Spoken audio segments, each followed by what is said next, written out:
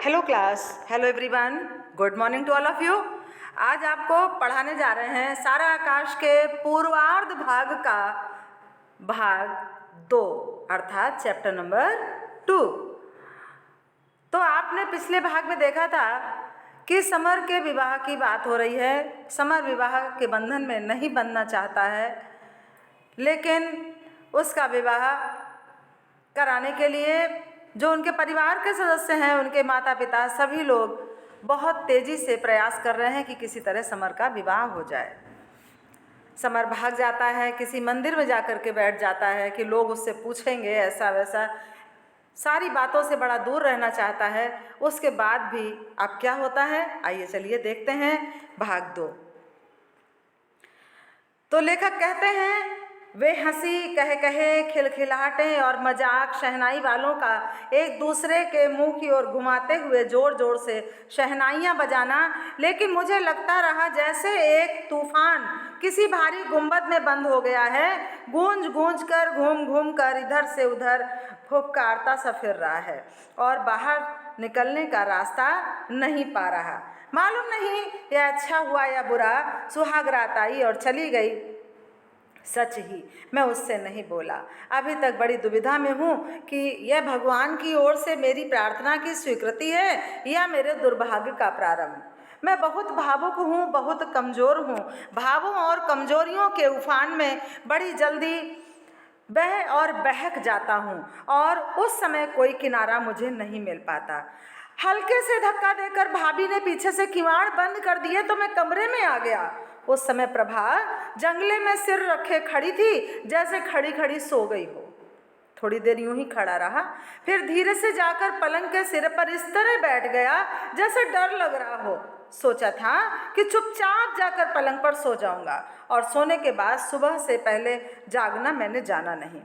इस समय मेरा दिल धड़क रहा था और सारी शक्ति की चट्टानें जैसे डायनामाइट में विस्फोट के फट जाने के लिए तैयार थीं। अपने आत्मविश्वास और दृढ़ता को समेट समेट कर मैं ला रहा था। लड़के मुझे जाने क्या क्या बताने को उत्सुक थे। मूर्ख लड़के, वे उन हजारों लाखों की तरह मुझे भी समझते हैं जिनके लिए नारी या कोई भी चलती फिरती लड़की ना जाने किस स्वर्ग का फूल है और उसके लिए युगों से उनकी आत्माएं तड़फड़ाया करती हैं।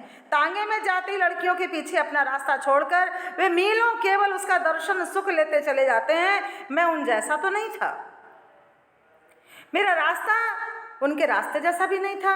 मन ही मन दोहराता रहा, नारी अंधकार है, नारी मोह है, नारी माया है। नारी देवत्व की ओर उठते हुए मनुष्य को बांधकर राक्षसत्व की ओर गहरे अंधेरे के कुओं को खाइयों में डाल देती है। नारी पुरुष की सबसे बड़ी कमजोरी है।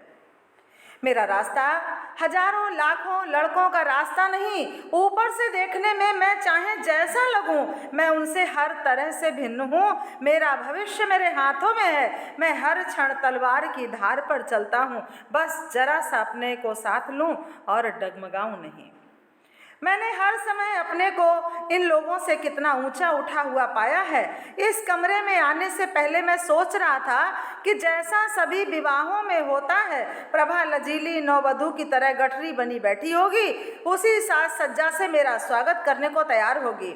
वही तो एक क्षण है जब मुझे अपने को सावधान रखना होगा, लेकिन अब उसे देखकर मैं चौंक पड़ा।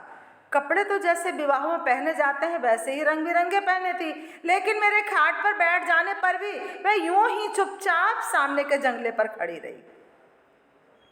भीतर प्रवेश करते समय भाभी के साथ और भी मोहल्ले पड़ोस या रिश्तेदारी की जाने कौन सी आपस में खुसुर फुसुर करती रहीं, खिलखिलाती, भगवान जाने क्या क्या कह रही थी। मैंने कुछ भी नहीं सुना था। इस समय तो कमरे के सन्नाटे में स्टूल पर रखे पंखे की भनभनाहट ही गूंज रही थी। जब कभी पंखे की कोई पंखड़ी किसी तार से लग जाती तो खनखनाहट बज उठती। विवाह के अवसर पर बिजली पड़ोसी से उधार ले ली गई थी। मैं भरसक उपेक्षा लापरवाही दिखाना चाहता था। कल्पना भी कर रहा था कि मेरी भावनाओं की शुद्धता और ऊंचाई के कारण मेरा चेहरा जगमगाते ज्योतिर्वलय से घिरा हुआ है। कुछ देर बाद जरा सा कौतूहल भी हुआ और कहीं सो तो नहीं गई, लेकिन मेरे पलंग पर बैठते ही उसने जरा सा सिर उठाकर देखा और जैसे कुछ हुआ ही ना हो, इस तरह फिर सिर वहीं टिका दिया। मैं बुद्धू की तरह बैठा बैठा पंखे को देखता रहा। अब क्या करूं? धीरे से पलंग पर आड़ा ही लेट गया। सिर दीवार के सहारे उठा था। क्षण के पीछे क्षण फिसलते रहे। मुझे आशंका हो रही थी कि अभी मेरी इस कठोरता पर वह फूट फूट कर रो उठेगी। दोनों हाथों से मेरे पांव पकड़कर अभय मांगती सी आंसू भीगा मुंह उठाकर पूछेगी, मेरे नाथ बताओ इस दासी से क्या अपराध हुआ है। फिर पांवों पर सिर पटक पटक कर हजारों बार क्षमा मांगेगी। उस क्षण अपने को साथ लेना शायद सबसे कठिन कार्य होगा। बस एक आध पल ही जा रहा है, यही नाटक होगा। मुझे लगा काफी देर हो गई और कभी कभी कुछ चूड़ियों की झनक के साथ आधी रात का सन्नाटा हमारे बीच विषैले धुएं की तरह फैला रहा। अचानक मुझे लगा कि आशंका और भावुकता के सागर में स्पंज की तरह फूलता पिचकता मेरा हृदय अब जमकर एक पत्थर का टुकड़ा रह गया है। किसी ने भीतर पूछा, मैं यहाँ क्यों आया? न बोलना न स्वागत, क्या यह मेरा अपमान नहीं? मैं स्वीकार करता हूँ कि इन तमाम महत्वाकांक्षाओं, आशाओं और दृढ़ता की निस्पंद और बर्फीली चादर के नीचे गर्माहट के बहते स्रोत की सनसनाहट में मैं अनुभव करता रहा। मन के किसी अंधेरे कोने में शायद बहुत कुछ इस विषय में था। शायद उत्सुकता, शायद मिठास। अपनी इस ऊपरी सारी दृढ़ता के साथ यह भय भी मुझे था कि कहीं पीछे बहते गर्म खून का स्रोत प्रचंड ग्लेशियर की तरह फूट न पड़े, फिर उसके बहाव में मैं खो जाऊं। जैसे सनसनाता हुआ तीर खच से अपने लक्ष्य में आकर धंस जाए, इसी तरह मुझे लगा जैसे मेरे भीतर कोई चीज सनसनाकर टकराई। अपमान, यह मेरा अपमान है। भीतर बहती तरल खून की धार पल भर में जलकर बर्फ सी बन गई। मैं यहाँ आया ही क्यों? आज के दिन कहीं और नहीं जा सकता था? दरवाजे घर वाले जरा सा परेशान होते ना। हमारे घर के लोग वे बेपढ़े लिखे, यह मैट्रिक तक पढ़ी है, शायद यही गुमान इसे हो गया है। निश्चय ही यह अपने को बहुत समझती है। और यूं ही खड़ी रही। मैं गुस्से से उठकर सीधा बैठ गया। बेशर्म, यही आजकल की शिक्षा है। ना किसी का लिहाज ना हया समझती है। दूसरे लड़कों की तरह मैं इसे मनाऊंगा, खुशामद करूंगा। सो खातिर जमा रखे, कयामत तक तो यह मौका आएगा नहीं। मैंने पहले सोचा भी था कि हम लोग शिक्षित हैं, समझदार हैं, आपस में बातें करके अपने को अधिक से अधिक योग्य बनाने की ओर ध्यान देंगे, लेकिन नहीं। अगर इसकी मर्जी यही है तो यही सही, झुकूंगा नहीं। आज का झुकना जिंदगी भर के बवाले जान हो जाएगा। आज तो बिल्ली मुझे ही मारनी है। आप शायद खड़ी खड़ी यही सोच रही हैं कि मैं जाकर कहूँ चलिए, खड़ी क्यों है, बैठिए। फिर शर्माएंगी और नखरे दिखाएंगी, रूठने मटकने की एक्टिंग होगी। तभी पहली बार मेरा ध्यान इस अशिष्टता की ओर भी गया कि मेरे आने पर नमस्कार प्रणाम कुछ भी नहीं। मैं तो सोचता था कि मेरे पाँवों पर झुक जाएगी तो मैं उसके दोनों कंधे पकड़कर उठा लूँगा। यह तमीज़ और अदब सिखावा है। घर वालों ने यही इन्हें सिखाया गया है। उस वक्त तो बड़े गर्व से कहा था कि हमारी लड़की मैट्रिक तक पढ़ी है। जब कुछ क्षण यूं ही बैठे बैठे और बीत गए तो मैं एक झटके से उठकर खड़ा हो गया। दिमाग भन्ना रहा था और सारा कमरा अपमान के संकेतों से जैसे मुझसे अट्टहास सा कर रहा था। मन के भीतर तब भी कहीं यही भाव था कि जब मैं चलूँगा तो पीछे से आकर मेरा हाथ या कुर्ते की छोर पकड़ लेगी, तब मैं कुछ देर ठिठकूंगा, उसे क्षमा कर देने के विषय पर विचार करूँगा। लेकिन जब खड़े होकर 2-4 कदम दरवाजे की ओर और चल दिया तो उसने ऐसा कोई भाव नहीं दिखाया।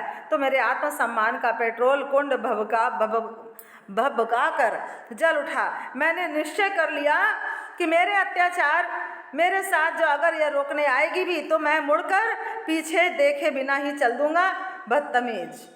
और भड़ाक से जब किवाड़ खोलते लगा, चौंक कर उसने सिर उठाकर देखा। तब तक मैं बाहर आ चुका था। जाने क्यों मैं एक क्षण बाहर रुका, फिर सीढ़ियाँ चढ़कर खुली छत पर आ गया। सभी लोग चारपाइयों जमीन पर सो चुके थे। चांदनी की वर्षा हो रही थी। चांद का छाता लगाए रात की रानी निहारिकाओं के पथ से चली आ रही थी। मैंने कुछ भी नहीं देखा और एक कोने में नंगी धरती पर पड़कर अपने आप से लड़ने लगा। उफ, इस व्यवहार को मैं जिंदगी भर भूल नहीं पाऊंगा। नहीं, विद्योत्तमा के इसी व्यवहार से वज्रमूर को कविता का राजकुमार कालिदास बना दिया। अब देखना है कि मैं इस अपमान का बदला किस रूप में चुकाता हूँ। लेकिन आखिर मैं वहाँ गया ही क्यों? क्या मेरे भीतर कोई कमजोरी नहीं है? क्या ये पथ भ्रष्ट होने का दैवी दंड नहीं है? मुझे संभालने वाली ठोकर कहाँ पड़ा था? अपमान से बढ़कर संसार में कोई ऐसी शक्ति नहीं जो मनुष्य की सच्ची आत्मा को खींचकर बाहर ला सके। अब मुझे देखना है कि मेरी आत्मा में कितनी शक्ति है। याद रहेगा यह सुहाग रात का उपहार। जो हुआ अच्छा ही हुआ, वह रास्ता मेरा था भी नहीं।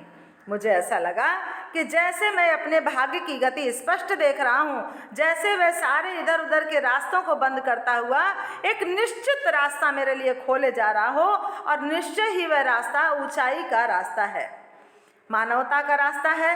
और इसी दिमागी उठापटक में कब मेरी आंखें बुरी तरह डबडबा आईं कि लाख कोशिश करने पर भी मैं अपने आप को संभाल न सका।